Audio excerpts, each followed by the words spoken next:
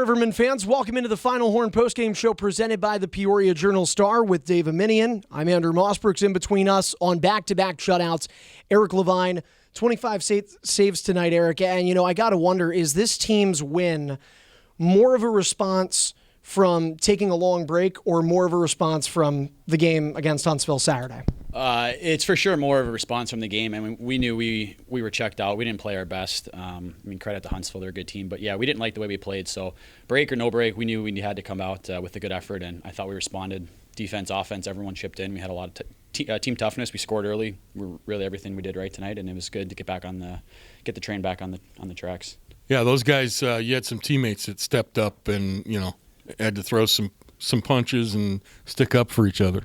Yeah, that's part of what I love about this team is, we can do it in a lot of ways. We can beat you up physically. We can beat you up skill-wise. It's just good. We talk about being team tough, and we're a family, and it really shows when we do that. So I think it gets everyone on the bench motivated, and it's just so great to see our guys stepping up. And, we're really clicking on all facets tonight. So it was a good win, but, we got to move on, and we got Evansville coming up this weekend. So it's going to be a big week of practice for us.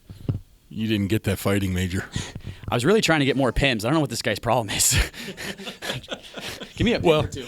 You get out of this game on a 125-minute plus, I think 22 seconds shutout sequence now working. It's a real advantage.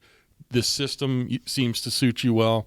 The personnel in front of you, everybody's doing what they have to do. Yeah, this is a team shutout. It's nothing to do with me. I don't think I faced one rebound shot or one cross-crease backdoor. Our team does such a good job of just keeping everything to the outside. So, really, it's not about me. It's a team shutout, and that's what we like. But at the end of the day, we got 2 points. That's really all that matters. So, I think one question I want to ask before we let you go and have Guy step in is the narrative or the storyline more so this past week was obviously Jeremy Brodeur leaving and the question in goal. And now we're sort of back to plan A when you signed with this team again, and that is you're the guy. You're the number one. This is a really big statement win for you, as if it were ever in question. But to get back-to-back shutouts, that really proves this is your crease for the taking. Yeah, Jeremy was awesome. His body of work was incredible, and we were rolling. And I thought it was a good move by the coaching staff just to keep us going. Every other, because it kept me fresh. It kept him fresh. He was lights out for us, and that's the part of the problem we got to deal with in this league is guys are looking to advance, and we know we're going to lose guys in and out of the lineup, but it's really next man up, and I don't really look at it too much as now it's my net. I have to go out there and play well. It's just you take it start by start, and I'm happy to play, and very thankful for the opportunity to still be playing pro hockey. It's something I love, so I just enjoy every game and go out there and try to make the next save. Well, hopefully you'll be able to make a couple more. You're actually like 2 minutes shy of a career high. 128.58 is the career high for consecutive minutes. Hey, your dad's going to be there next week. Yeah, and last time I had the shutout streak, it was in Evansville as well, so I got a little redemption there. But like I said, it's nothing about personal stats. Those days are long gone for me. It's about wins, so I don't care if we win the game 10-9. To be honest, 2 points is 2 points, and we're going to go in there against a good team that just put up 10 spot last night, and so we got to be dialed in. We need a good week of practice. I thought this was a good start, but we have so much left in the tank. So I'm excited to see how this group's going to respond. And we've been road warriors all year, and we're going to go do it twice this weekend. So. All right, Eric. Well, we'll let you get out of here, man. Hey, congrats on back-to-back shutouts. Keep it up. Namaste. Thank you. All right. All right. Jean-Guy Trudel coming in with one of those free hats. Show it off. Yeah, free hats, man. Hey. First 1,000 fans. Apparently, the coach is one of the fans. He gets one of the hats. Apparently, 999 fans got them tonight. Thanks, Coach. Anyhow, home personnel. That's true. Dropping a puck tonight. Still waiting for mine, but. Yeah, big night, eh? Big night for Coco. Coco, yeah, she's 4 years old now. Big wow. Big night for her, and birthday party at the home and a 6-0 win. You can't ask for more, right? You can't ask for more, and I want to bring that up because this is officially the one quarter part of the season. It's hard to believe it comes up so fast. I just asked Eric Levine, I think, before you came in the doorway, is this win more of a statement win from having all that time off, or is it more of a bounce-back win from what happened last weekend? A little bit of both. I think, we talk about earning your time off, and then after that we talk about being a professional when you come back to make sure you're ready to go because those are, I always say time off is kind of a privilege. I mean, pro hockey, a lot of teams don't give that. I'm a big believer in rest also, rest mentally, rest physically. So they did what they had to do to come back. So as a coach, you feel comfortable the next time you give time off that they're a professional team that are going to come back. They had a great day of practice Friday, and they were ready to go today. And I had a good feeling all day. I told a lot of people, I don't know, when you get a few days off like that, it's nice. They went refreshed. Some guys went to Florida. Some guys went to see their parents. So I think it's always great. They come back, and we understand also our next break is really soon. So we're kind of putting an emphasis on 6 games. We want 6 games. We have, I think it's 8 practices. We have already the schedule all set. So we just got to go. We got to go as hard as we can, get as many wins as we can before Christmas, so we can take that break and actually just be comfortable not thinking about hockey. Just doing what we have to do the next about 15 days. So then after that break's going to feel a lot better. It's kind of hard. I mean, other than Eric Levine, it's hard to look at an individual player and say, oh, he had a big night, because so many guys did on this team tonight. So let's address more of a team whole thing. I want to talk about fighting. I want to talk about physicality. Your team has pretty much a fight a game right now on average. What do you think of your team's physical edge and just more so establishing a tone when they need to?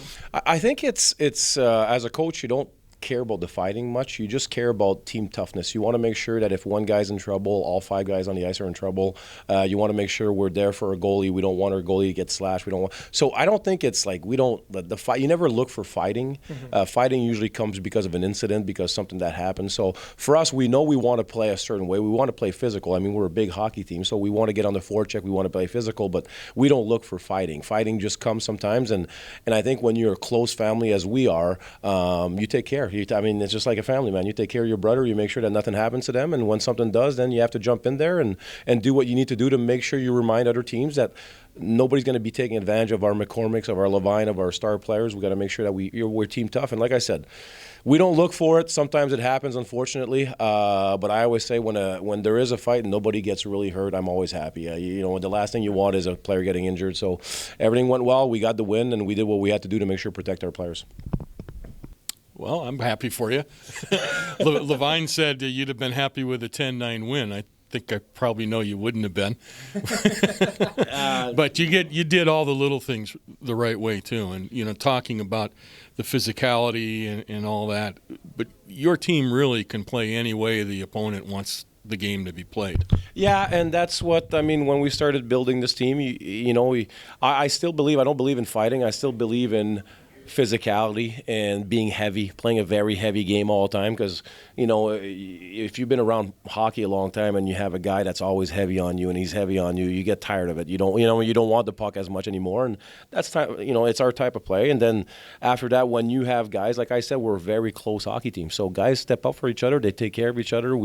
And I always say that gives you a little bit more space. Like guys like McCormick, after getting it, seeing a teammate is jumping in there to make sure it doesn't happen again, then you see he's got a little bit more space out there. He feels a little bit better about himself, understanding that that's not going to happen again. So like I said, we are a physical team. We are a big hockey team, but as you can see, we scored 6 tonight. So we have skill also, but we only have skill when we play the right way. And that's why, unfortunately, I thought the third period, the first 12 minutes, we got a little away from our systems. Was that game management again, or was it just... I don't like when you say that. I know you don't. Was it naturally just drifting, settling a little bit? I've been there as a player. It's human nature. Yeah. You're up 4-0.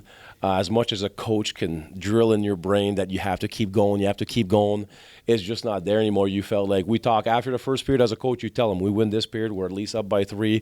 It's pretty much a guaranteed win. And then after that, they do it. Then you try to motivate them for the third, but it's human nature that you get a little setback, and we killed a lot of penalties tonight. So that kind of took away a little bit of that momentum 5-on-5 also. And I thought the last 80 minutes we got back to our game and got on the forecheck and got the puck in their zone, did what we had to do. So for us, you said it, Andrew, I think it was a little bit of both. I love our reaction to our loss. We don't like to lose 2 in a row, and that's what great teams do. You don't lose 2 in a row, and guys stepped up, and we only knew that we only had 1 game to go. So we could put it out all there, put all the effort we needed. We got to rest tomorrow, and then we'll come back Monday strong. A strong win in the return from a break. 3-1 on this 4-game homestand. Up next, a couple of games on the road against the Evansville Thunderbolts. That's going to do it for this edition of the Final Horn postgame show. For Dave Aminian, Jean-Guy Trudel, Eric Levine, I'm Andrew Mossbrooks. We'll see you next time.